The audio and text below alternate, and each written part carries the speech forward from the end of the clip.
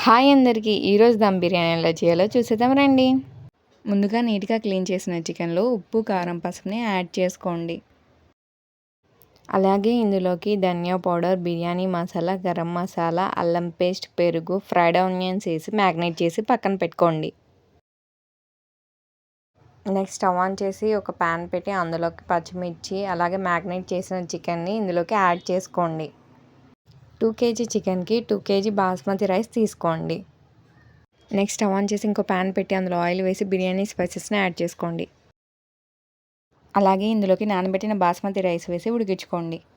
75% cook అయినాక ఈ చికెన్లోకి రైస్ని యాడ్ చేసుకోండి. దీని మీద ఫ్రైడ్ ఆనియన్స్, కొత్తిమీర, పుదీనాను వేసుకోండి. ఫుడ్ కలర్, నిమ్మరసం, గీని యాడ్ చేసుకోండి. ఒక 15 మినిట్స్ లో ఫ్లేమ్ మీద ఆవిరిపోకుండా కుక్ చేయండి. అంతే, ఎంతో టేస్టీ అయిన బిర్యానీ రైస్ రెడీ.